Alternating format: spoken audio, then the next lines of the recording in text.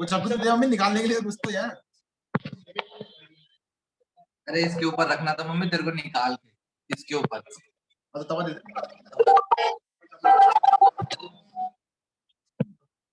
अरे एक पलटा था, तो पलटा से पूरा इसको निकाल के उसके ऊपर रख देते, नहीं तो और गर्म होता रहेगा ये। इसको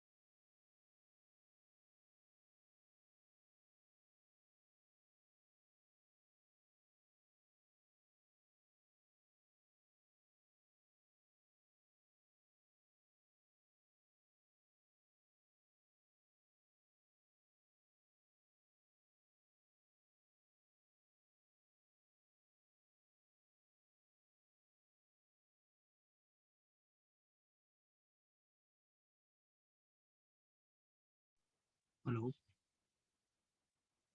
आवाज नहीं आ रही है।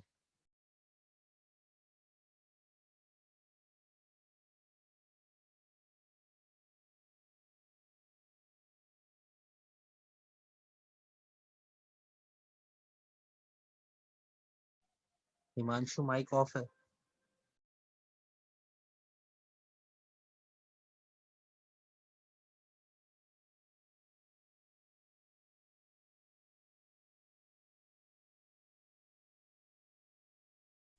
Okay, so now am I audible? Yes. Great. बहुत लेट बताया तुमने, मैंने तो पता नहीं क्या क्या बोल दिया इतनी देर तक। ओके, सो जैसा हमने पढ़ा अभी प्रीवियस सेशन में कि हम डाटा, रो डाटा, हमारे पास सबसे पहला स्टेप क्या होता है, हमारे पास कोई भी रो डाटा होता है जो क्लासिफाइड नहीं होता है, वो कैसे होता है, रैंडम होता है, उसको हम क्या करते हैं, उसको क्लासिफाई करते हैं, कैटेगरीज में डिवाइड करते हैं, ठीक है। उसी को हम बोलते हैं डाटा ऑर्गेनाइजेशन। जब हम कैटेगरीज में डिवाइड कर देते हैं तब हमें पता चलता है कि इस कैटेगरी में इतने लोग लाई कर रहे हैं, इस कैटेगरी में इतने लोग लाई कर रहे हैं। तो ऐसे करके हम क्या करते हैं, पूरे डेटा को कंप्यूट करते हैं, फिर आपस में कंपेयर करते हैं और हम किसी कंक्लूजन पे आते हैं। तो यहाँ तक तो हमें पता चल गया है, ठीक है। अब हमें कंक्लूजन तो निकाल दिया, लेकिन now I want to represent my conclusion in front of, you can say people, in front of public. तो मैं क्या करूंगा, as I have a data for many peoples, right? You can say 100 peoples, 1,000 peoples, 10,000 peoples. Then I need to take a help from graphical representation, because graphical representation is a path, or you can say is a platform which help us to represent the data for many peoples, like 100,000, 10,000, many peoples. लेकिन अगर मेरे पास अगर data सिर्फ एक लोग या दो लोग या तीन लोग का ही होगा, then it's not compulsory to use the graphical representation to show the conclusion, because मैं उसको आसानी से लिख सकता हूँ ना, पेपर में लिख के आपको बता सकता हूँ कि मेरे पास तीन लोग हैं, इनका ये रिजल्ट आया है। लेकिन हम ग्राफिकल रिप्रेजेंटेशन क्यों यूज करते हैं, जब हमारे पास बहुत ज्यादा लोगों के लिए डेटा होता है। So we use graphical representation, and graphical representation is a path, और you can say is a platform which help us to represent the data for several peoples, you can say the bulk peoples. So as per the definition in the graphical representation of data, it says all the available numerical data can be represented graphically, and the graph is a representation of data by using graphical symbols तो graph में क्या होता है हमारे पास, graph में हमारे पास क्या क्या चीजें होती हैं, लाइंस होती हैं, ठीक है, बार्स होते हैं, पाई चार्ट्स होते हैं, पाई डायग्राम्स होते हैं, डॉट्स होते हैं, ये सबको हम यूज करते हैं ग्राफिकल रिप्रेजेंटेशन में, ठीक है।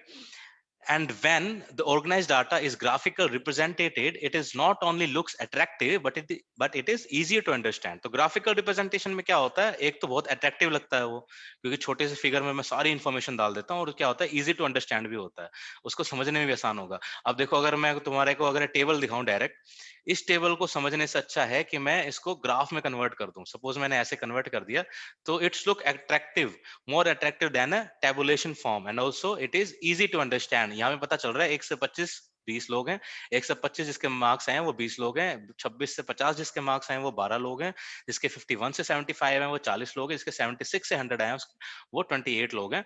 और ये वाली जो वाई एक्सिस है, ये किसको रिप्रेजेंट कर रहे हैं, नंबर ऑफ स्टूडेंट्स की। यहाँ पे 20 स्टूडेंट्स, ये 10 यहाँ तक है तो ये 12, इससे थोड़ा सा ऊपर ये 40 नंबर यहाँ तक है तो ये 40 नंबर्स ऑफ स्टूडेंट्स हो गए। तो इसको हम डिटेल में पढ़ेंगे अभी।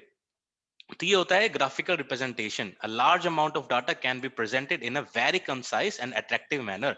यही मैं बोल रहा हूँ ना, a graphical representation help us to present a very large amount of data in a very concise manner, and also it is attractive, right?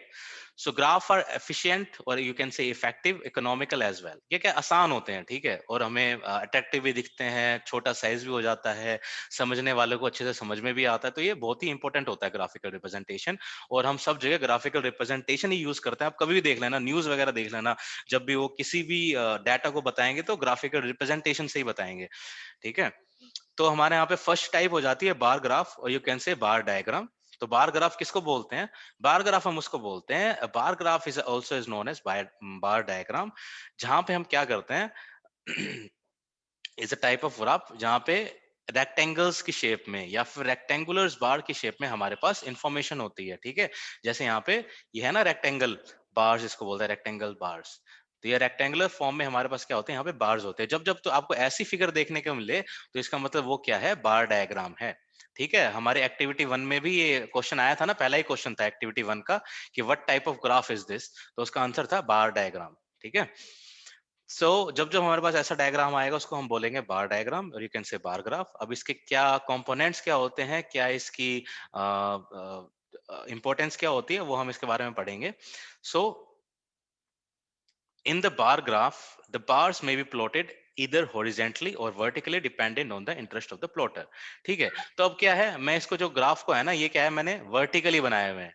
मैंने बताया था ना अभी, जो वर्टिकली होती है उसको हम कॉलम बोलते हैं, तो कॉलम की फॉर्म में बनाए हुए हैं। अगर मैं चाहूं तो इसको इधर से भी बना सकता हूं ना, ऐसे भी बना सकता हूं अगर मैं चाहूं तो, ठीक है। तो ये डिपेंड करता है प्लॉटर के ऊपर। प्लॉटर मतलब जो ये ग्राफ को बना रहा है उसके ऊपर डिपेंड करता है कि यहाँ पे वाई एक्सिस में ये बार बनाएगा या फिर एक्स एक्सिस में बार बनाएगा।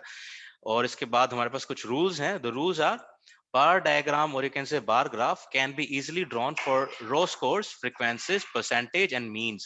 इसके लिए बहुत easily हमें यहाँ पे यूज कर सकते हैं bar diagram को। ये किसने बोला था, मंगल साइकोलॉजिस्ट, और यू कैन से स्टैटिस्टिक्स जिसने जो एक्सपर्ट्स था 2002 में, उन्होंने ये बात बताई थी, रूल्स बताए थे। तो उन्होंने क्या बताया था, but before we make a bar diagram और a bar graph, we should have some points in our mind while drawing a bar graph. क्या क्या रूल्स हैं, rule number 1, rules need to be followed with regards to the length of the bars। तो no rules are applicable to the width, ठीक है। तो यहाँ पे ये बता रहा है कि जो बार डायग्राम है ना, ये सिर्फ किसको फॉलो करता है, ये सिर्फ लेंथ को ही फॉलो करता है। इसमें लेंथ ही इसकी इंपॉर्टेंट है कि कितना ऊंचा है ये, इसकी जो विड्थ तो मैटर नहीं कर रही ना। इसमें ध्यान देना कि यहाँ पे अगर मैं इसको अगर इतना बना दूं, ऐसे करके बना दूं यहाँ तक, तो क्या मेरे इसमें डिफरेंस पड़ेगा, नहीं पड़ेगा ना।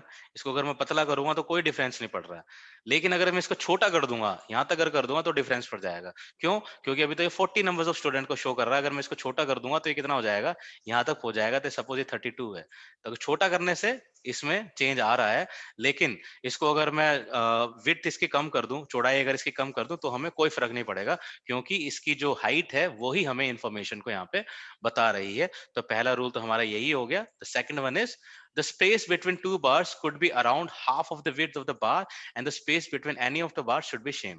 तो ये ऐसा कह रहा है कि जो ये बार का जो स्पेस है ना, 1 सेकेंड, ये वाला जो स्पेस है ना, ये वाला स्पेस, ये तो ये क्या होता है, ये भी ऐसा कोई रूल नहीं है, स्पेसिफिक रूल नहीं है कि हमें इतना ही स्पेस लेना है, हम कोई भी स्पेस ले सकते हैं इनके बीच में। लेकिन ये जो स्पेस है ना, ये तीनों स्पेस कॉमन होने चाहिए, एक जैसे स्पेस होने चाहिए। ऐसा नहीं है कि यहाँ पे तो ये ले लिया, यहाँ पे बहुत ज्यादा स्पेस ले लिया, फिर यहाँ पे अलग स्पेस ले लिया। जो दोनों बार्स के बीच में जो स्पेस होगा वो सब जगह सेम होना चाहिए। लेकिन ये स्पेस कितना होगा, इसके लिए कोई एक पर्टिकुलर रूल नहीं है, it depends on the plotter again. ठीक है, आप जो चाहो वो स्पेस ले सकते हो, लेकिन सबका स्पेस सेम होना चाहिए, ये इसका सेकंड रूल है।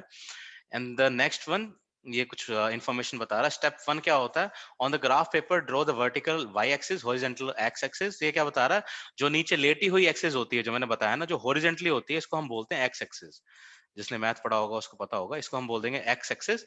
ठीक है, और जो लंबी वाली होती है इसको हम बोलते हैं वाई एक्सिस। हमेशा ऐसे ही बोलते हैं, ऐसा मत करना कभी भी इसको वाई बोल दो और उसको एक्स बोल दो, क्योंकि ये प्री डिफाइंड है। जो लेटी हुई एक्सिस होती है उसको हम हमेशा एक्स एक्सिस बोलते हैं, और जो ये वाली एक्सिस होती है उसको हम हमेशा वाई एक्सिस बोलते हैं। एक्टिविटी 1 में भी ये क्वेश्चन आया था कि एक्स एक्सिस किसको रिप्रेजेंट कर रही है, यहाँ पे एक्स एक्सिस किसको रिप्रेजेंट कर रही है, x axis representing the marks obtained by the students. ये एक्स एक्सिस किसको रिप्रेजेंट कर रही है, मार्क्स को रिप्रेजेंट कर रही है कि किसके कितने मार्क्स हैं। लेकिन अगर मैं वाई एक्सिस की बात करूं तो y axis representing the number of students, जिस नंबर ऑफ स्टूडेंट्स को बता रही है वाई एक्सिस, है ना। यहाँ इस एक्सिस से हमें सिर्फ ये पता चल रहा है कि किसके कितने मार्क्स हैं, राइट। लेकिन वाई एक्सिस से हमें ये पता चल रहा है कि नंबर ऑफ स्टूडेंट्स कितने हैं। तो ये इसका स्टेप 1 हो गया। Step 2, provide adequate labels to the y axis and x axis. अब ये वाई एक्सिस मार्क ऑब्टेन्ड को शो कर रही है, कैसे पता चला मुझे, क्योंकि मैंने यहाँ पे लिखा हुआ है ना नीचे कि x axis is marks obtained, मतलब एक्स एक्सिस मार्क ऑब्टेन्ड बता रही है, रिप्रेजेंट कर रही है, तो मुझे यहाँ पे लिखना पड़ेगा। तो सेकंड रूल क्या है, एक्स एक्सिस के नीचे जो वो रिप्रेजेंट करेगी वो मुझे यहाँ पे लिखना पड़ेगा, वाई एक्सिस जो रिप्रेजेंट करेगी वो मुझे यहाँ पे लिखना पड़ेगा। ठीक है, ये हमारी स्टेप 2 हो जाती है। Step 3, a scale needs to be selected for the length of the bars that is usually written on the extreme right at the top of the bar graph। तो यहाँ पे इन्होंने लिखा तो नहीं हुआ है, बता तो दिया, इन्होंने लिखा नहीं हुआ है। ठीक है, तो कोई जरूरत नहीं है, ये बता रहा है कि जो जो हम यहाँ पे मेजरमेंट लेंगे ना वो यहाँ पे हम लिख देंगे। इस डायग्राम में बनाने की जरूरत नहीं, क्योंकि यहाँ पे सिर्फ नंबर ऑफ स्टूडेंट्स बता रहा है। लेकिन अगर हम कुछ और डेटा लेते हैं, जैसे मैंने बताया था, मैं बिल्डिंग अगर मैं बना रहा हूँ, सपोज मैंने ये बिल्डिंग यहाँ बना रखी है, हाइट बता रहा हूँ कि 1 से लेके 25 तक की जो बिल्डिंग है, 1 से जो 25 तक जो बिल्डिंग नंबर्स हैं, उनकी हाइट अगर 20 फीट है, मान लो 20 फीट है, और जो 26 से 50 नंबर्स वाली जो बिल्डिंग है उनकी हाइट है 12 फीट। ठीक है, तो 12 फीट तो इसकी एक्चुअल में हाइट 12 फीट दिख रही है आपको, ये तो नहीं है, ये तो छोटी सी है। तो यहाँ पे जो ये 10 जो है, सपोज ये 1 सेंटीमीटर है, मैंने को यहाँ पे लिखना पड़ेगा 1 centimetre is equal to 10 feet.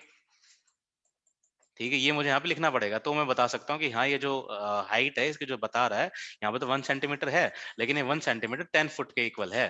ठीक है, यहाँ पे जो 12 सेंटीमीटर जो हाइट आ रही है, इसका मतलब ये हो गया, ये 12-12 फुट की बिल्डिंग्स हैं। तो मतलब कहने का मतलब ये है कि जो भी मैं मेजरमेंट लूंगा वो मुझे यहाँ पे कॉर्नर में यहाँ पे लिखना पड़ेगा, रिप्रेजेंट करना पड़ेगा कि यहाँ पे मैं क्या मेजरमेंट ले रहा हूँ और किसका क्या मीनिंग है, मुझे यहाँ पे लिखना पड़ेगा। ये इसका बेसिक आइडिया है। स्टेप 4 में, on x-axis we need to select a width for the bar as well as the gap between the bars that need to be uniform। तो x-axis में ये वही जो हमने पढ़ा है वही बता रहा है कि x-axis में जो इनका जो साइज होगा, कुछ भी साइज ले सकते हैं, इससे डिफरेंट, इसमें कोई भी हमें प्रॉब्लम नहीं आने वाली है। कोई भी हम साइज ले सकते हैं इसका, चाहे तो हम इतना साइज ले सकते हैं, चाहे तो हम इसका इतना साइज ले सकते हैं, चाहे हम इसका इतना साइज ले, तो कोई भी साइज ले लो, उससे कोई फर्क नहीं पड़ने वाला है। लेकिन एक बार जो साइज हमने ले लिया, हमने इसका साइज इतना लिया हुआ है, तो बाकी सब बार्स का भी साइज हमें उतना ही लेना पड़ेगा। बस ये रूल है, ले तो हम कोई भी साइज ले सकते हैं, लेकिन जो लेंगे बाकी बार्स में भी वही साइज हमको यूज करना पड़ेगा। ये इसका रूल नंबर 4 है। Then rule number 5, based on your data you must then draw the graph. अब डाटा के हिसाब से हम क्या करना है, हमें ड्रॉ यहाँ पे करना है, डायग्राम को ड्रॉ करना है। तो डायग्राम में वैसे बता चुका हूँ, यहाँ पे क्या क्या एक्सप्लेन कर रहा है। X axis is representing mark obtained, क्योंकि यहाँ पे लिखा हुआ है। वाई एक्सिस क्या बता रही है, नंबर ऑफ स्टूडेंट्स बता रही है। अब ये बार हमें क्या बता रहा है, ये बार हमें बता रहा है कि नंबर ऑफ स्टूडेंट्स इस बार में कितने, 20। तो 20 स्टूडेंट्स वो हैं जिनके मार्क्स कितने आए हैं, 1 से लेके 25 के बीच में। अब ये क्या है, 12, यहाँ इसकी हाइट कितनी है, 12 तक हाइट है, यहाँ तक इसकी हाइट है। इसका मतलब, और ये किसको शो कर रहा है, नंबर ऑफ स्टूडेंट्स को शो कर रहा है, मतलब ये 12 नंबर क्या है, ये 12 नंबर है नंबर ऑफ स्टूडेंट्स। ठीक है, और इसके कितने मार्क्स आए, 26 to 50। ऐसे यहाँ पे भी अप्लाई होता है, ऐसे यहाँ पे भी अप्लाई होता है। तो ये हो गया हमारा bar diagram. The next we have is a histogram.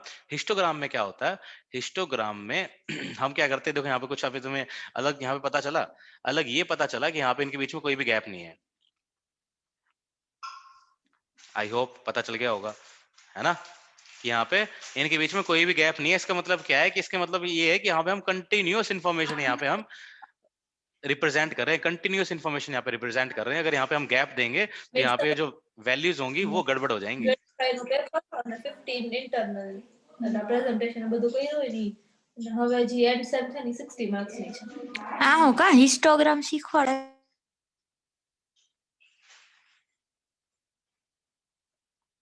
Okay, so now the histogram के बारे में देख लेते हैं क्या होता है, डेफिनेशन क्या है इसकी। The histogram is a bar diagram that can be drawn based on the frequency distribution. ठीक है, यहाँ पे ये डिफरेंस आ जाता है। जो क्या करता है, जो हम बार डायग्राम बनाते हैं वो किस पे डिपेंड करता है, किस पे बेस्ड रहता है, वो फ्रीक्वेंसी डिस्ट्रीब्यूशन पे बेस्ड रहता है। ठीक है, तो इसके क्या स्टेप्स क्या है, इसके स्टेप्स हमारे ये 4 स्टेप्स उन्होंने बताई हुई, कैसे हम करते हैं। ये हमारे पास टेबल है, सपोज क्लास इंटरवल यहाँ पे इन्होंने दिया हुआ है। ठीक है, क्लास इंटरवल दिया हुआ है 70 to 79, 60 to 69, 50 to 59, 40 to 49। यहाँ पे अगेन हमारे यहाँ पे कौन सा मेथड यूज हो रहा है क्लास इंटरवल का? Inclusive method, right. यहाँ पे 60 से 69 है, यहाँ पे स्टार्ट हो रहा है 70 से, यहाँ पे 69 से स्टार्ट नहीं हो रहा है, तो ये क्या हो जाएगा हमारा, दिस इज इंक्लूसिव मेथड। लेकिन अभी तुमने यहाँ पे एक चीज नहीं देखो कि यहाँ पे class interval taken for histogram, ये क्या है, इन्होंने अलग से क्लास इंटरवल इस क्लास इंटरवल को इन्होंने कन्वर्ट कर दिया एक दूसरे तरह के क्लास इंटरवल के, जिसको हम यूज करते हैं किसमें, हिस्टोग्राम में यूज करते हैं। ठीक है, यहाँ पे हिस्टोग्राम बनाने के लिए हमें एक नॉर्मल क्लास इंटरवल को कन्वर्ट करके दूसरे क्लास इंटरवल में कन्वर्ट करना पड़ेगा, ताकि हम उसका यूज करेंगे किसमें, हिस्टोग्राम बनाने के लिए। तो तुम यहाँ पे देख रहे होगे कैसे कैसे किया हुआ, 10 से 19, तो हमने यहाँ पे लिया है 9.5 से लेकर 19.5 तक। अब यहाँ पे इन्होंने ऐसा क्यों किया है, बताओ क्यों किया है यहाँ पे ऐसा? क्योंकि मैंने तुम्हें बताया इनके बीच में कोई भी स्पेस नहीं है। अब जो ये पॉइंट है ना, ये जो पॉइंट है, ठीक है, ये पॉइंट क्या है, दोनों को शेयर कर रहे हैं। अगर इस पॉइंट के बीच में गैप दे दूंगा तो इनके नंबर्स के बीच में भी क्या हो जाएगा, गैप्स आ जाएगा, और ये क्या हो जाएगा, हिस्टोग्राम गलत हो जाएगा। यहाँ पे इन्होंने क्या किया है, यहाँ पे इंक्लूसिव मेथड था, यहाँ पे इन्होंने क्या किया, यहाँ पे एक्सक्लूसिव मेथड का यूज किया है। अगर कोई देख पा रहा होगा अच्छे से तो they can differentiate, right. 9.5 to 19.5 again here, 19.5 to 29.5, यहाँ पे भी 29.5 आ गया, यहाँ पे भी 29.5 अगर है। एक्सक्लूसिव मेथड का यूज किया होगा तो कोई चेंज नहीं करेंगे ना फिर? नहीं, फिर कोई चेंज नहीं करेंगे।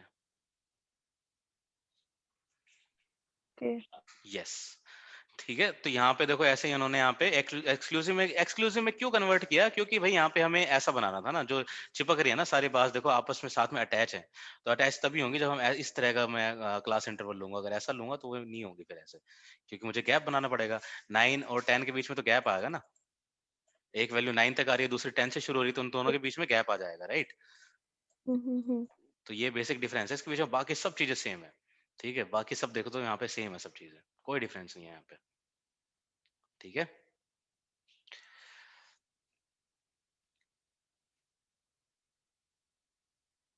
तो आप यहाँ पे देख सकते हो, किसी को कोई डाउट है तो पूछ लो, मुझे लग नहीं रहा इसमें कुछ ज्यादा एक्सप्लेन करने की जरूरत है। अगर पीछे बार डायग्राम अगर समझ में आ गया है तो इसमें कुछ है नहीं आगे ऐसा कुछ बताने के लिए। Okay, then the next one is frequency polygon. Frequency polygon में क्या होता है, फ्रीक्वेंसी पॉलीगन जो ग्राफ रिप्रेजेंटेशन होता है उसमें हम क्या करते हैं, it is a line graph. First of all यहाँ तक हम क्या करते हैं, बार्स का यूज कर रहे थे, लेकिन हम क्या करेंगे, लाइंस का यूज करेंगे। फ्रीक्वेंसी पॉलीगन में क्या करता है, it is a line graph used for plotting frequency distribution. ठीक है, अब हमने यहाँ पे क्या किया था, बार बनाया था। ठीक है, अब यहाँ पे क्या है, सपोज यहाँ पे 9.5 में क्या है, 0 है। ठीक है, 0, और यहाँ पे क्या है 10.5 नहीं है, यहाँ पे अराउंड ये पॉइंट इसका लगा लो। ठीक है, इस पॉइंट का ये लगा लो, इसका ये पॉइंट हो गया, इसका ये पॉइंट हो गया, इसका ये पॉइंट हो गया।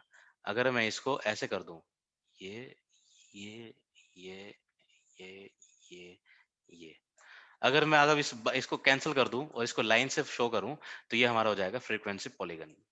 इससे शायद तुम्हें इजीली समझ में आ गया होगा। ठीक है, अगर मैं बार्स को हटा दूं, सिर्फ वैल्यूज देखो, फ्रीक्वेंसी मैंने क्या बताया था, it is used for plotting the frequency distribution. हम फ्रीक्वेंसी डिस्ट्रीब्यूशन की बात कर रहे हैं। 9.5 में कितनी फ्रीक्वेंसी, 0, ये 0 है, यहाँ पे कोई बार ग्राफ नहीं है। 19.5 वाले में कितनी है, 10, तो ये 10 तक यहाँ पे आया हुआ है, देखो, है ना। 29 वाले में कितनी है 12 है, तो यहाँ पे क्या है 12 तक यहाँ पे आया हुआ है। उसके बाद 13 है, ये 13 तक आया हुआ है। उसके बाद 4 है, 4 तक आया हुआ है। फिर 5 तक बाहर आया हुआ है। तो उसके बाद 0 तक आया हुआ है। तो अगर मैं बार ग्राफ हटा के सिर्फ इस पॉइंट को प्लॉट कर दूं और लाइन खींच दूं इन सबके बीच में, तो क्या हो जाएगा, फ्रीक्वेंसी पॉलीगन हो जाएगा वो। ठीक है, ये देखो आगे मैं एग्जांपल आपको दिखा देता हूँ। क्लास इंटरवल, मिड पॉइंट, हम यहाँ पे इन्होंने क्या कर लिया, इनका मिड पॉइंट ले लिया। हाँ एक लग्नाला आणि एक एक्स्ट्रा टी शर्ट घे. So if you have any doubt, you can ask. Otherwise, you can mute yourself. Recorded है ना हे.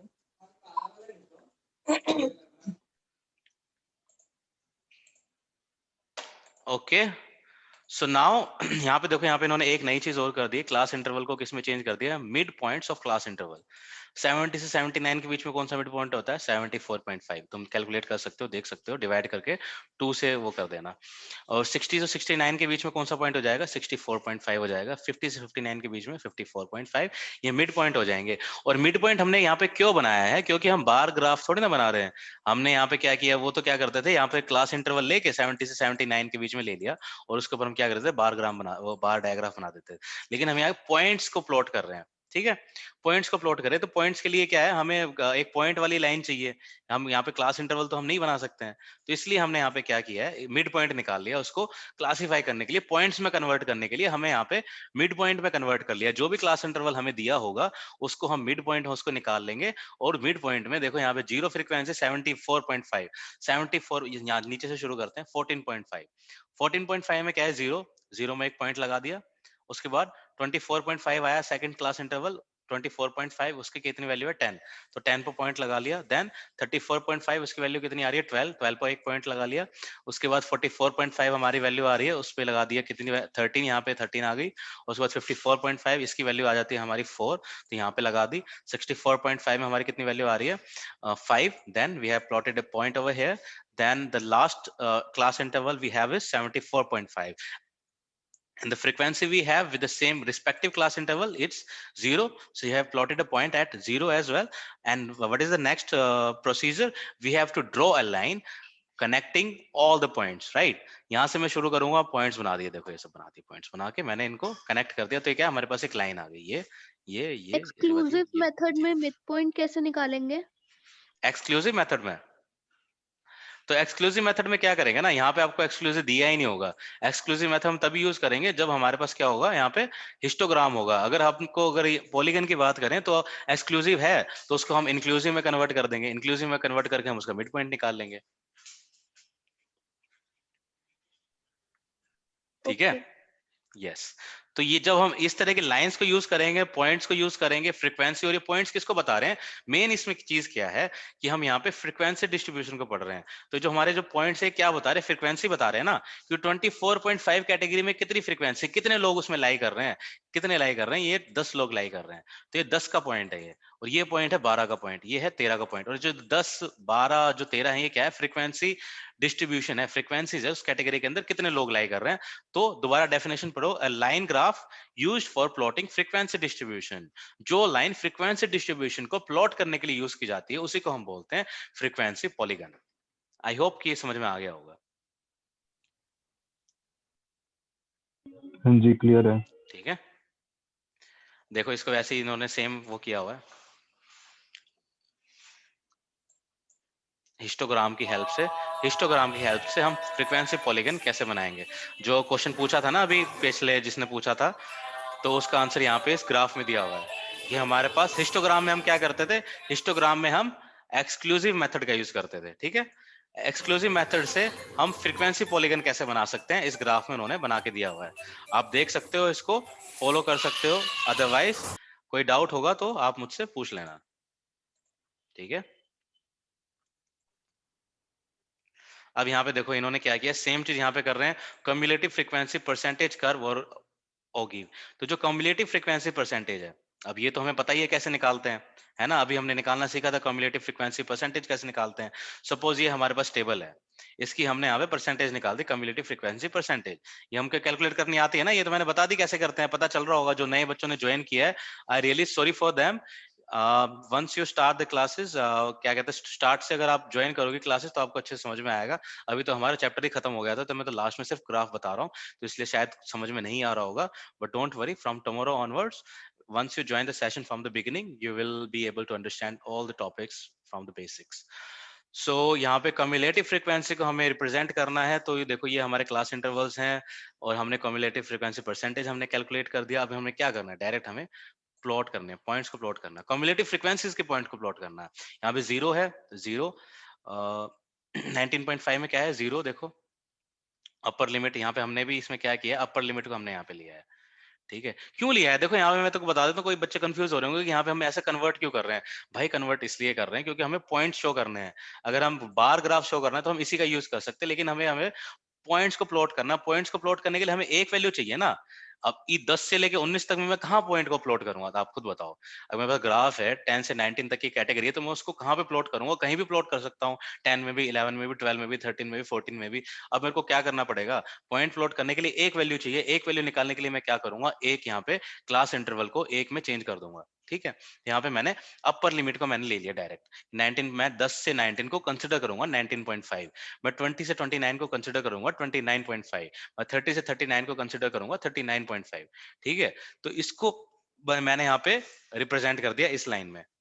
ठीक है, तो ये एक्स एक्सिस मुझे क्या रिप्रेजेंट कर रही है, it's representing upper limit of class intervals. ठीक है, and what about y axis, y axis is representing cumulative frequency percentage. Cumulative frequency percentage को मैंने वाई एक्सिस में यहाँ पे डाल दिया, क्योंकि मुझे किसका ग्राफ बनाना है, मुझे ग्राफ बनाना है कम्युलेटिव फ्रीक्वेंसी का, इसलिए मैं कम्युलेटिव फ्रीक्वेंसी डालूंगा ना वाई एक्सिस में। ठीक है, तो ये क्लास इंटरवल मैंने यहाँ पे बना दिए। अब 19.5 में देखो 0% था कम्युलेटिव फ्रीक्वेंसी का, 29.5 में कितना आया था, 11.36, तो यहाँ पे 11.36 यहाँ पे आ गया। उसके बाद 39.5, 39.5 में 20.45। अब ये तो सबको आता है ना, देखो यहाँ पे 11.36 यहाँ पे क्यों आया, क्योंकि 0 से लेके 30 तक है ये इंटरवल। तब यहाँ पे 1 होगा, 2 होगा, 3 होगा, 4 होगा, 5, 6, 7, 30 होंगे। तो जहाँ पे 11.36 आएगा, उसके सीध में, उसके स्ट्रेट लाइन में मैं एक पॉइंट यहाँ पे लगा दूंगा जहाँ पे 11.36 बन रहा होगा मेरा। ठीक है, ये सब मेरे को आते होंगे सबको, राइट। अगर किसी को डाउट है ना ये समझने में कि पॉइंट्स हमने यहाँ पे क्यों लगाया, तो मुझे बता दो एक बार, क्योंकि हमें 29.5 की कैटेगरी में प्लॉट करना था और वैल्यू क्या थी 11.36। तो यहाँ पे मैं 11.36 का पॉइंट देखूंगा कहाँ पे है, तो यहाँ पे उसकी सिधाई में मैं यहाँ पे एक पॉइंट लगा दूंगा। ऐसी 39.5 में क्या वैल्यू आ रही है 20.45, तो यहाँ पे मैं देखूंगा कि 20.45 कहाँ आ रहा है, जहाँ पे आ रहा है उसके सिधाई में मैं एक पॉइंट लगा दूंगा। ठीक है, ऐसे करके मैं सारे पॉइंट्स लगाऊंगा और उनको ज्वाइन कर दूंगा, और जो आंसर आएगा हमारा ये हो जाएगा कम्युलेटिव फ्रीक्वेंसी परसेंटेज कर्व, और ओगी, इसी को हम बोलते हैं। And the last one we have is circle graph और पाई चार्ट। पाई चार्ट में क्या होता है, हम एक सर्कल लेते हैं, ठीक है, और सर्कल में हम पूरी इंफॉर्मेशन डालते हैं कि जैसे सर्कल है, ये एरिया रिप्रेजेंट कर रहा है किसी एक वैल्यू को, ये एरिया रिप्रेजेंट कर रहा है किसी एक वैल्यू को, ये किसी एक को, ये किसी एक को। ठीक है, ये हमारा हो जाता है। तो सपोज कि मेरे पास ये डाटा है, लॉयर कितने हैं, 5 लॉयर है मेरे पास, 6 अकाउंटेंट है, साइकोलॉजिस्ट 4 है, इंजीनियर 7 है, डॉक्टर 8 है, टोटल नंबर 30 है। ठीक है, तो अब मेरे को क्या करना है, एंगल ऑफ द सर्कल। ठीक है, अब मुझे एरिया यहाँ पे डिफरेंशिएट करना पड़ेगा, किसको कितना एरिया दूं। तो अब बच्चों को ये तो पता ही होगा, अगर नहीं पता होगा तो मुझे बता दो, एक सर्कल होता है उसका कितना एंगल होता है, 360 डिग्री एंगल होता है। ये अगर जिसको नहीं पता है तो मुझे बताओ, अगर ये नहीं पता है तो फिर मैथमेटिक्स में जाना पड़ेगा वापस। नहीं कोई नहीं, ये तो आई थिंक हिमांशु बेसिक वाला तो क्लियर ही होगा, क्योंकि ये तो बेसिक जो डेफिनेशन है, ये सारे ग्राफ ये मैथ्स में दिए ये हुए सब हैं, देखो ये 10th पता ही होगा, 10th क्लास में भी थे यार ये सब, 10th 11th में, 9th में, 8th में भी थे। ये अगर किसी को सारे थे। थोड़ा बहुत हाँ भी अगर जी, आइडिया है ना पुरानी क्लासेस का, so they can easily understand this topics. ठीक है, तो अब मेरे को क्या करना है, मेरे पास सर्कल है, अब मैं सर्कल में कितना एरिया किसको मैं दूं, तो मैं कैसे करूंगा उसको डिफरेंशिएट, कैसे करूंगा, कैसे कैटेगराइज करूंगा, मैं एंगल को डिफरेंशिएट कर दूंगा। मुझे बस ये पता है सर्कल के बारे में कि जो सर्कल का एरिया है ये 36 डिग्री का होता है। ठीक है, तो अब अगर मान लो कि 50%, अगर मैं ऐसे एग्जांपल देता हूं, देखो ये पूरा 360 डिग्री का है, ये वाला पूरा सर्कल मान लो। ठीक है, अब मेरे पास सपोज यहाँ पे 30 लोग हैं, 30 में से अगर 15 लोग, सुनना अच्छे से, अगर 30 में से 15 लोग हैं वो एक प्रोफेशन को लाइक करते हैं, 30 में से 15 लोग डॉक्टर हैं, तो मेरे यहाँ पे क्या एरिया बनेगा, ये पूरा 36 डिग्री है, तो मैं इसको यहाँ पे ऐसे कर दूंगा, आधा हो जाएगा ना ये, 360 का 30 में से 15 लोग हैं, तो 360 का आधा कितना हो जाएगा 180 डिग्री। ठीक है, तो ये एंगल इसको बोलते हैं भाइयों, अगर इसको नहीं पता हो तो। ये जो पूरी स्ट्रेट लाइन का एंगल होता है 180 डिग्री। ठीक है, अगर मैं इसको ऐसे ऐसे कर दूं, ठीक है, मैं थोड़ा और मैं इसको कर देता हूँ, यहाँ मैं यहीं से समझा देता हूँ। देखो ये पूरा एंगल हमारा है 360 डिग्री। ठीक है, अब ये डॉक्टर वाला एंगल कितना है, यहाँ से मैं देखूंगा यहाँ तक। ठीक है, अगर ये 90 डिग्री मेरे को दिख नहीं रहा, अगर यहाँ पे स्ट्रेट लाइन होती है ऐसे और ये ऐसे होता तो ये हो जाता 90 डिग्री हो जाता। ठीक है, तो बस मुझे ये पता है कि 360 डिग्री होता है एक सर्कल का, तो मैं एंगल उसको मैं अलॉट कर दूंगा, एंगल प्लॉट कर दूंगा। जैसे यहाँ पे देखो, यहाँ पे स्टेप 2 में a data represented here present through 360 degree because of the surface area of a circle covers 2 pi और 360 डिग्री। जिसने मैथ नहीं लिया है तो उसको याद करने की कोशिश मत करना, बस एक चीज याद कर लेना कि सर्कल में 360 डिग्री होता है एंगल पूरा। ये पूरा जो एंगल है, ये जो एंगल है 360 डिग्री होता है।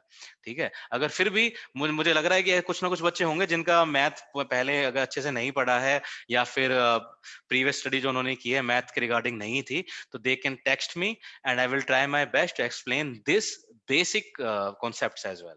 ठीक है, जिसको अगर नहीं समझ में आ रहा हो तो मैं बहुत अच्छे से समझा दूंगा, बिकॉज मेरा बैकग्राउंड मैथ से ही रहा है, इंजीनियरिंग की है, तो I have lots of basic ideas regarding this mathematical terms, so I can easily explain. तो अगर किसी को नहीं आया तो मुझसे पूछ सकता है। अभी के लिए मैं आगे प्रोसीड करता हूँ। तो हमें यहाँ पे डिफरेंशिएट कैसे करना है, कितना कितना एंगल कैसे कैसे मुझे अलग अलग कैटेगरी को देना, उसका फॉर्मूला ये है frequency of the component total frequency. मतलब यहाँ पे 8 लोग हैं, 8 लोग हैं, टोटल लोग कितने हैं 30। इसको अगर मैं मल्टीप्लाई कर दूंगा किससे 360 से, तो जो आंसर आएगा वो एरिया मैं यहाँ पे सर्कल में यहाँ पे दे दूंगा। अभी मैं कैलकुलेट करके बताता हूँ। 8/30 इंटू 360, 0 से 0 कैंसिल, देन 3 से 3 1 जा 3, 3 2 जा 6, 12 इंटू 8, 12 इंटू 8 कितने हो जाएंगे 84 आई थिंक। ठीक है, इसलिए एंगल यहाँ पे ऐसे बना हुआ है। 84 ही होता है क्या भाई, बता नहीं यार, टेबल मेरी ठीक है कि नहीं। 96। यस 96 यार, सॉरी 96। तो 12 8 जा क्या होता है 96 होता है, इसलिए 90 से क्या है थोड़ा ज्यादा है। देखो ये 90 डिग्री स्ट्रेट लाइन में 90 डिग्री होता है, ये से थोड़ा ज्यादा है, इसका मतलब 96 डिग्री है। और इसको हम ड्रा कैसे करेंगे, इसको ड्रॉ करने के लिए हमारे पास वो होना चाहिए जो डी आता है ना, ज्योमेट्री बॉक्स में डी आता है, तो वो डी होना चाहिए। डी क्या एंगल बताता है, हमें उसको डी को यहाँ पे रख के स्ट्रेट लाइन एक बना के डी को रख के हम एंगल उसमें से पता कर सकते हैं कि कितने एंगल का मैं कौन सी लाइन खींचूं कि ये 96 डिग्री बन जाएगा, कौन सी लाइन खींचूं कि ये 70 डिग्री बन जाएगा, कौन सी लाइन खींचूं कि ये 120 डिग्री बन जाएगा। तो यहाँ पे कैलकुलेट करके मेरा 96 आ गया, तो 96 डिग्री में यहाँ पे प्लॉट कर दूंगा। Then if I talk about engineers, तो इंजीनियर्स कितने 7 है, डिवाइड कितने करूंगा टोटल नंबर ऑफ इंडिविजुअल 30, और मल्टीप्लाई किसे करूंगा 360 से मल्टीप्लाई करूंगा। तो 3 से मल्टीप्लाई करके 0 से 0 कैंसिल आउट, 3 1 जा 3, 3 2 जा 6, 12 को 7 से करेंगे तो याद आएगा 84। ठीक है, ये आएगा 84 आपका, 12 7 जा 84। तो इंजीनियर्स का कितना हो जाएगा, देखो ये स्ट्रेट लाइन है, ये स्ट्रेट लाइन कितनी होती है 180 डिग्री की होती है, मैंने बताया था। तो 96 तो मैंने इसको दे दी, और ये स्ट्रेट लाइन है तो ये कितना बच गया 84 तो बचा। 84 और 96 को अगर मैं ऐड करूंगा तो 180 आ रहा है, देखो कैलकुलेट कर लो। ठीक है, क्योंकि ये स्ट्रेट लाइन है। तो आई होप समझ में आ गया होगा सबको। सबका भी मैं ऐसे एरिया निकाल के यहाँ पे पाई चार्ट में एरिया सबको प्लॉट कर दूंगा, मैं अलॉट कर दूंगा, सॉरी। तो ये हमारा यूनिट खत्म हो गई है। ठीक है, इसके बाद जो हमारा नेक्स्ट जो यूनिट आती है वो सब आएगी।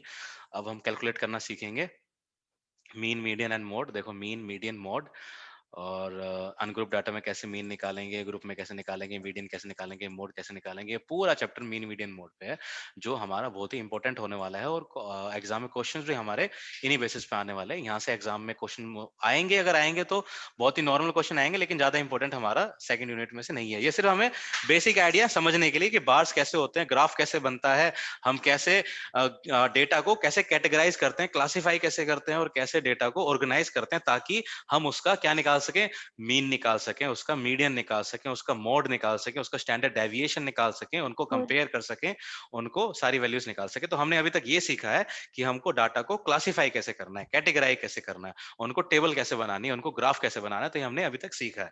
इसके बाद हम उनको कंपेयर करना सीखेंगे कि अलग अलग वेरिएबल्स हैं तो उनको कंपेयर कैसे करेंगे, उनको आपस में उनकी वैल्यूज कैसे निकालेंगे, और मैं कैसे एक अलग कंक्लूजन पे पहुंचूंगा। तो अभी तक अगर किसी को डाउट है तो they are free to ask, otherwise today's session has been ended now. Anyone? मुझे एक बात पूछनी थी आपसे। हाँ जी, पूछो। अभी जिस स्पीड से हम चल रहे हैं तो एग्जाम से पहले सिलेबस फिनिश हो जाएगा। देखो सिलेबस का तो यार देखो ऐसा है कि अब मैं क्योंकि मैं एक एक चीज बता रहा हूँ, अगर मैं सिर्फ इंपॉर्टेंट सिलेक्ट करके अगर अपना सिलेबस बता के अगर मैं करूंगा तो बहुत इजीली हम पूरा कवर कर लेंगे, लेकिन मैं चाह रहा हूँ कि एक बार बुक से हम रिवाइज करें ताकि जब तुम खुद से रिवाइज करोगे तुम्हें प्रॉब्लम ना हो। जब खुद अगर सामने बुक खोल के बैठोगे ना तो यही दिखेगा तुम्हें जो मैं पढ़ा रहा हूँ, तो तुम्हें पढ़ने में बहुत आसान होगा और तुम अच्छे से पूरा पढ़ पाओगे और फिर तुम्हारे एग्जाम में भी अच्छे मार्क्स आएंगे क्योंकि तुम पूरा पढ़ के जाओगे।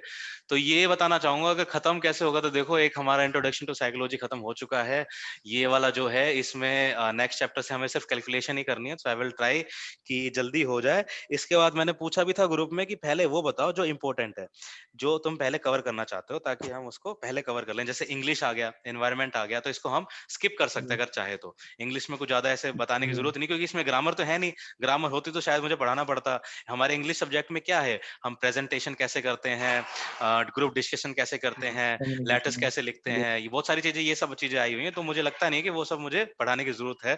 तो इंग्लिश को जैसे हम स्किप कर सकते हैं, एनवायरनमेंट को स्किप कर सकते हो, तो हमारे पास 6 सब्जेक्ट्स बच गए, 6 में से 2 हम ऑलरेडी कर रहे हैं, तो इसके बाद 4 सब्जेक्ट हमारे पास बच जाएंगे। ठीक है, तो जो 4 सब्जेक्ट बच गए उनमें एज ए प्रायोरिटी आप डिसाइड कर लो कि हमें स्टैटिस्टिकल मेथड के बाद क्या पढ़ना है, जो ज्यादा इंपॉर्टेंट है, जो हमें समझने में दिक्कत हो रही है ज्यादा। तो जैसे बहुत सारे लोग बोल रहे हैं 103 जो कोर्स है वो ज्यादातर रेकमेंड कर रहे हैं, तो 103 के साथ स्टार्ट कर लेंगे, उसके बाद किसी और के साथ स्टार्ट कर लेंगे।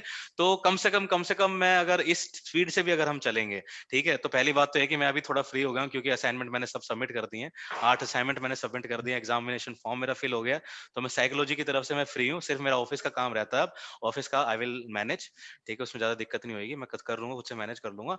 अब मैं आपको पक्का मैं डेली एक सेशन जरूर लूंगा जिसमें मैं आपको सिलेबस आगे बढ़ाऊंगा। अगर हम इसी स्पीड से भी चलेंगे सो आई मेक श्योर कि हम कम से कम 5 सब्जेक्ट तो कवर कर लेंगे, 2 अभी चल रहे हैं, 3 और कवर कर लेंगे इस मंथ के अंदर। ठीक है, तो कम से कम 5 सब्जेक्ट तो हम कर लेंगे कवर।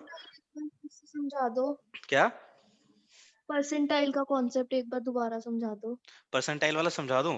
चलो ठीक है, परसेंटाइल वाला हम एक काम करते हैं, मैं आपको बेसिक आइडिया दे देता हूँ, या फिर चलो ठीक है कोई और बच्चा जिसको परसेंटाइल बहुत अच्छे से समझ में आया तो वो एक्सप्लेन कर सकता है, फिर मैं खुद से बता दूंगा। कोई भी, एनीवन जिसको परसेंटाइल और परसेंटाइल रैंक का समझ में आ गया हो अच्छे से, तो they can explain to her.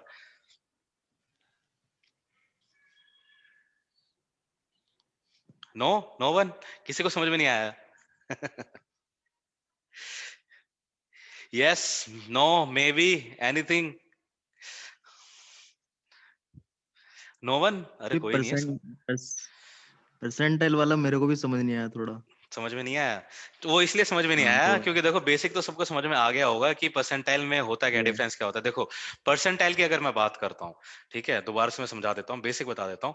Percentile अगर मैं बोलूंगा तो उसका मतलब ये है कि अगर मैं एग्जाम्पल लूं, हम अगर सेशन में अगर हम 10 लोग हैं, ठीक है, 10 लोग हैं और मैंने तुमसे टेस्ट लिया, मैं लेमन लैंग्वेज में समझाता हूँ, 10 लोग हैं, मैंने 10 लोगों का टेस्ट लिया और जो सबसे टॉप आया ना, आउट ऑफ 100 में से उसके 90 मार्क्स आ गए समझ लो।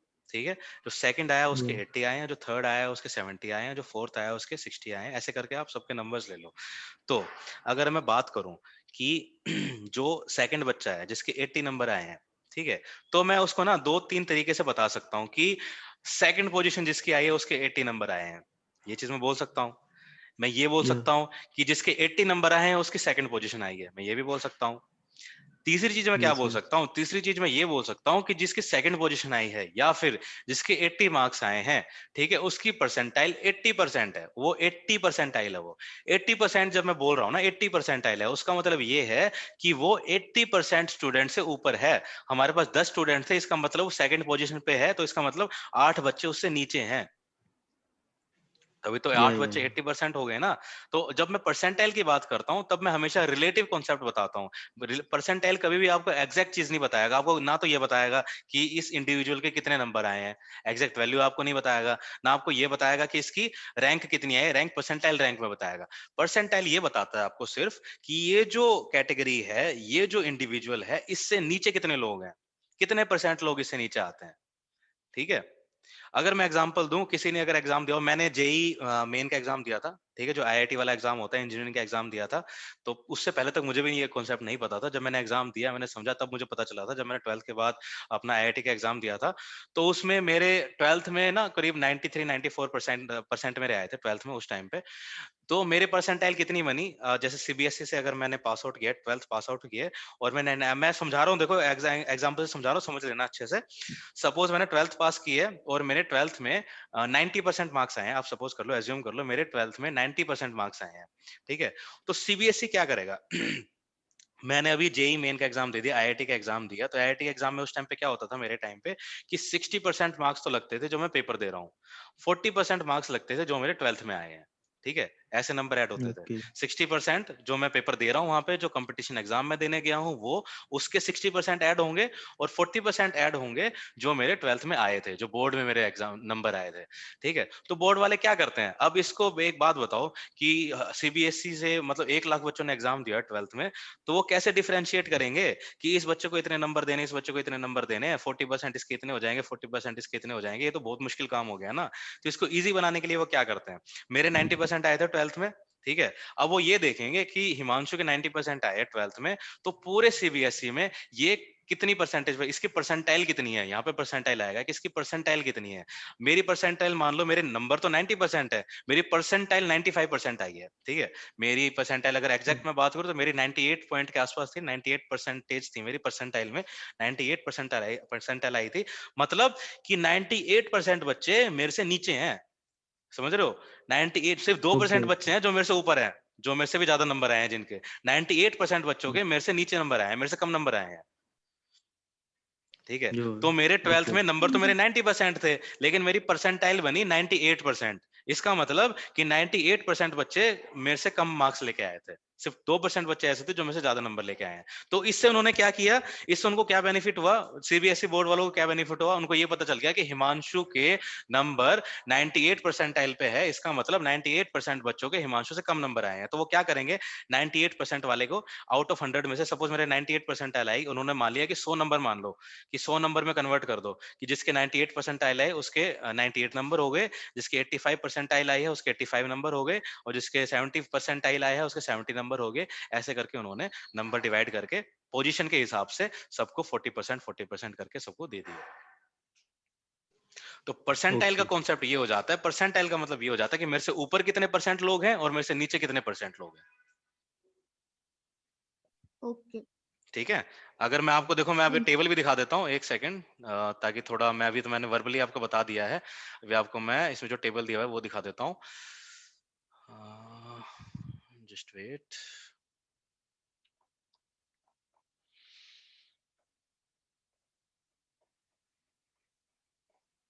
ओके, यहाँ पे देखो, यहाँ पे आया हुआ है। तो यहाँ पे आप देखो एक चीज, परसेंटाइल, सॉरी परसेंटाइल नहीं है ये, तो परसेंटाइल कुछ और था, कहाँ गया, नहीं वैसे यस, समझ आ गया है समझ में आ गया ना। अभी ना जिसको या ये चीज अगर समझ में आ गई तो हमें क्या करना है, सिर्फ फॉर्मूला समझना है। अगर आप कोशिश करना, ठीक है, देखो यहाँ पे अब क्या किया है, अब मैंने आपको वैसे वर्बली तो बता दिया कि परसेंटाइल हम निकालते कैसे हैं, ठीक है, बस मेरे को ये पता करना या है कि मेरे से नीचे कितने लोग हैं या मेरे से ऊपर कितने लोग हैं, ठीक है, वो पता करके मेरे को उसको परसेंटेज में कवर कर देना है। मेरे को ये निकाल लेना था कि हाँ, अगर टोटल 10 बच्चे हैं और मेरा सेकंड पोजीशन है, इसका मतलब मेरे से नीचे 8 बच्चे हैं।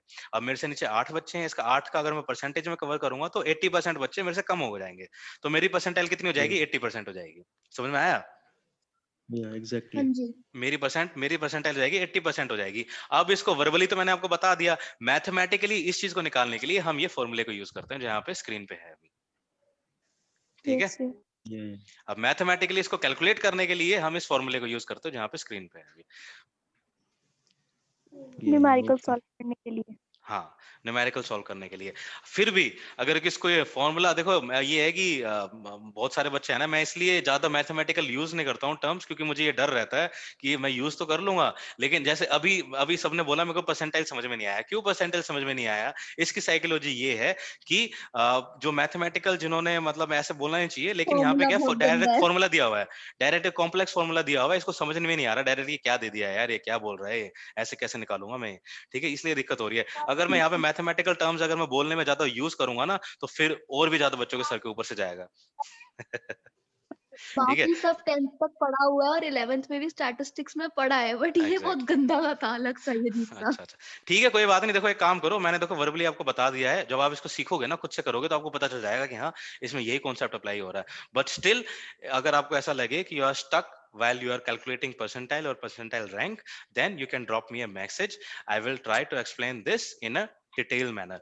तो मैं वहां पे मैं कोशिश करूंगा, जब मैं से रिवर्ट कोई पूछेगा ना, तब मैं बताऊंगा उसको डिटेल में कि हाँ फॉर्मूला कैसे बना है, इस फॉर्मूले से कैसे जो मैं बोल रहा हूँ ना वर्बली, वो चीजें इस फॉर्मूले में कैसे फिट हो रही है। ठीक है, ये मैं तब बताऊंगा जब मुझसे कोई पर्सनली पूछेगा, जब कोई खुद से पढ़ेगा। नहीं अदरवाइज मैं यहाँ पे मेहनत करता रहूँ बताता रहूँ, फिर भी समझ में नहीं आया तो कोई मतलब नहीं है।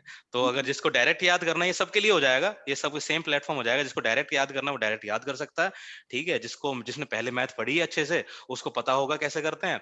और जिसको मैथ नहीं पढ़ी है, जिसको समझना चाहता है, ज्यादा डिटेल में समझना चाहता है, then we can arrange a different session for this formulas as well। बता सकता हूँ कि फॉर्मूले कैसे यहाँ पे डिराइव हुआ है। ठीक है, जब ये बुक Okay, okay. कंप्लीट हो जाएगी तब एक बार आप फॉर्मूलेस के लिए अलग सेशन रख लेना, बिल्कुल बिल्कुल, मैं तो यही क्योंकि कोशिश कर रहा आगे हूँ कि मेन एक बार मीडियन मोड भी आना है। एग्जैक्टली तो मैं तो यही कोशिश कर रहा हूँ कि एक बार सारा सिलेबस आपका खत्म करवा दूं, उसके बाद अलग से हम दोबारा से स्टार्ट करेंगे, बिगिनिंग से स्टार्ट करेंगे, साइकोलॉजी को अच्छे से पढ़ेंगे पूरा डिटेल में। Yes. और कोई क्वेश्चंस, एनीवन एल्स? नहीं, तो आई होप कि आज का सेशन समझ में आया होगा। पुराना सेशन मैंने यूट्यूब पे डाल दिया है, अपलोड हो चुकी हैं videos. You can visit the channel and you can refer the other videos as well. Introduction to psychology का रिवीजन वाला अपलोड नहीं हुआ क्या अभी? रिवीजन वाला बाद मैंने में कर अपलोड किया ही लेंगे। नहीं। मैं रिवीजन वाला चेक कर रही थी मुझे रिवीजन वाला मैंने अपलोड नहीं किया है, क्योंकि वो सारे चैप्टर्स तो ऑलरेडी उसके अंदर ही हैं। जिसको रिवाइज करना है वो रिवाइज ही कर लेगा, वैसे ही यार सेक्शन वाइज दिया हुआ है। रिवीजन में वैसे भी मेरे को वाला ऐसा लगा। नहीं है ना, क्या? स्टार्टिंग वाला नहीं था ना इंट्रोडक्शन। अच्छा, इंट्रोडक्शन टू साइकोलॉजी वाला। इंट्रोडक्शन टू साइकोलॉजी वाला स्टार्टिंग वाला वो रिकॉर्ड ही नहीं हो पाया था सेशन। वो फर्स्ट क्लास से, इसलिए रिकॉर्ड हुआ ही नहीं था। वो सेकंड क्लास से रिकॉर्डिंग होनी स्टार्ट हुई। वैसे जो वो फर्स्ट चैप्टर इजी था। लैंग्वेज में है उसमें ना, या वैसे अच्छा, इजी लैंग्वेज में है, वो आराम से समझ आ जाएगा। हाँ इजी लैंग्वेज में। पहला चैप्टर में तो कुछ है ही नहीं यार, ओनली डेफिनेशन से बताई हुई है साइकोलॉजी की। वो वैसे भी मैंने आपको रिवाइज कर दिया था, सेकंड यूनिट में बता दिया था थोड़ा बहुत। तो फर्स्ट यूनिट में इतना कुछ है नहीं खास। Yes yes. बुक्स भी क्या? नहीं आई है ना ऑनलाइन पढ़ने वाला। नहीं ऑनलाइन तो बुक्स है ना, सब ऑनलाइन बुक्स हैं। इग्नू का सॉफ्ट एक कॉपी ऐप है पढ़ा जाता कंटेंट है का, इस वो तरह। डाउनलोड कर मैं लो। एक काम करता हूँ, ग्रुप में जितनी बुक्स हैं ऑनलाइन मैं सारी में भेज देता हूँ। और आप क्या करना, ग्रुप में ना पर्सनली एक काम किया करो, जो भी इंपॉर्टेंट इन्फॉर्मेशन है उसको स्टार करके रख दिया करो। ठीक है, ताकि वो बार बार ढूंढनी ना पड़े। उसको स्टार कर दिया करो उसमें वहां पे, तो ताकि वो इजिली अवेलेबल रहेगी वहां पे हमेशा। मैं बुक सेंड कर देता हूँ। Anything else? Nothing, thank you. Okay guys, then have a good day, good night and happy new year to all. Same to you. Yes, thank you so much. Thank you. Yes. Thank you, Manchu. Thank you, Okay good guys, night. good night. Okay, good night.